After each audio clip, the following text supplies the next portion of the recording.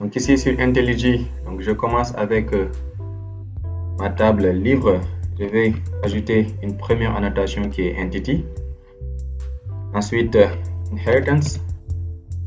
Et ici, je vais préciser la stratégie. Donc la stratégie, donc c'est de type table per class. Alors je précise ici l'id. Donc je mets id. Et la generation, generated value. Ici, on va utiliser la stratégie de type sequence. Alors, on peut ici modifier la date de publication. Donc, je peux mettre un colonne. Donc, je peux faire une personnalisation et ensuite je mets un name. Donc, je peux mettre date de publication. Alors, avec la date de publication, on n'a pas besoin de l'heure ni des secondes et tout ça. On a juste besoin de la date. Et pour cela, JPA nous fournit une annotation qui est de type temporal. Alors, dans temporal, on peut utiliser temporal type date et ne stocker que la date de publication. Alors, ici, pour le nom, on peut limiter. On peut limiter à 175, c'est largement suffisant. Donc c'est bon. Et maintenant, tout ce qu'on a besoin de faire pour les classes filles, c'est juste une annotation entity. Et c'est tout. Ici, on a extend livre. Alors ici, l'annotation entity. On peut aussi personnaliser la colonne format avec colonne length. On va mettre length ici à 50. Donc 50, c'est largement suffisant. Et c'est tout ce qu'on a besoin de faire. Donc avant de poursuivre, je peux insérer les méthodes toString. Donc ici, donc la même chose aussi.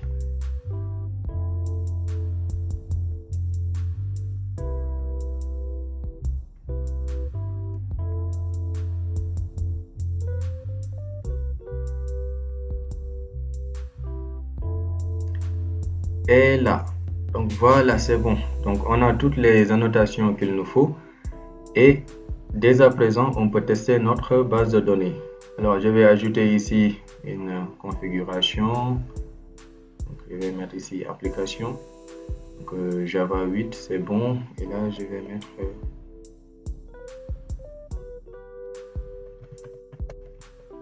run test héritage.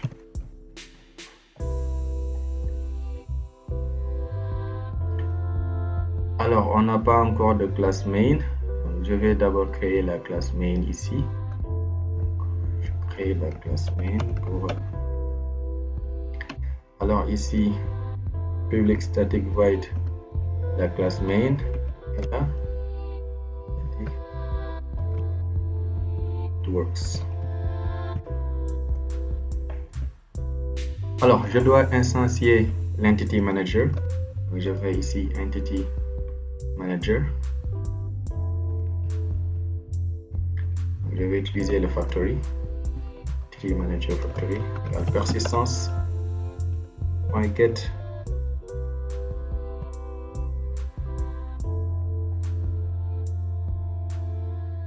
.create. Et là, on va mettre le nom de notre persistance. Alors le nom est défini ici dans le fichier persistance.xml. Alors avant de continuer ici, je vais mettre create.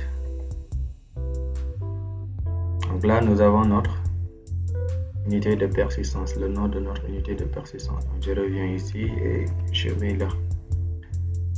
Donc là nous avons notre factory. Je vais instancier l'entity manager.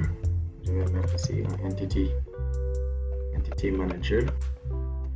Je mets entity manager égal.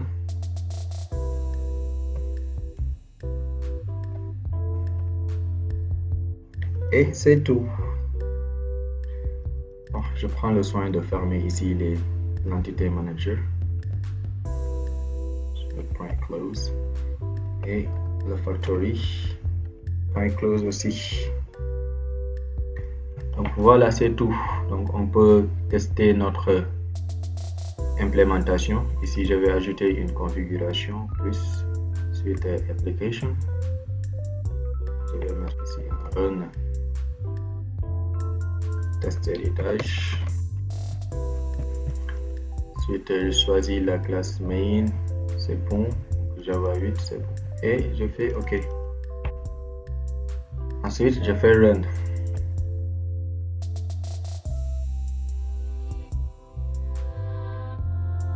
Ok, on a bien ici Hibernate qui se lance. Et on voit la création de notre base de données. Donc ici, on a la création de la table livre électronique et la création de la table livre physique. Et qu'en est-il de notre table livre? On avait dit qu'avec cette stratégie, seules les tables concrètes, seules les classes concrètes sont créées.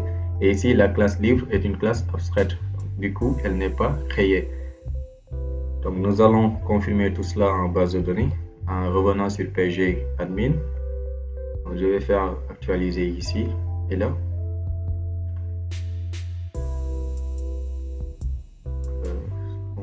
Je reviens ici sur notre base de données, donc test héritage. Je regarde le schéma public. Et dans les tables ici, on constate qu'on a deux tables. Donc, la table livre électronique, ici avec comme colonne l'idée, la date de publication, le nom et le format. Ensuite, pour livre physique, nous avons comme colonne l'idée, la date de publication, le nom et la maison d'impression. Alors cet affichage là n'est pas idéal, donc on va changer ça. Livre physique, voilà. Ici je vais ajouter la notation column et je vais mettre name equal, donc maison impression. Alors là c'est mieux. Donc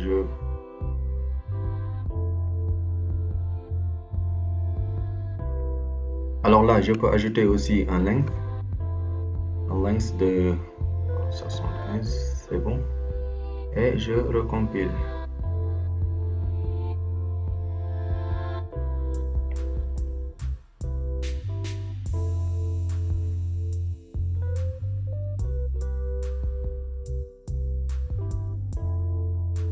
Alors ici on revoit la création de notre table livre électronique et la création de notre table livre physique. Alors pourquoi la table est recréée? Parce que tout simplement on l'a précisé ici avec cette propriété. Tout à l'heure c'était un update et maintenant on l'a changé pour mettre create. C'est ce qui nous a permis de recréer à chaque fois la base de données. On revient sur notre PG admin.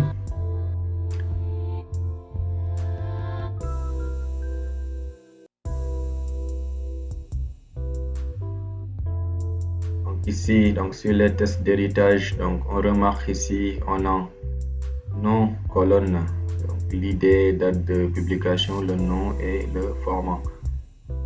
Pour la table livre physique, on a aussi comme colonne l'idée, date de publication, nom et maison d'impression. Alors on a ici donc les mêmes colonnes que la classe parent.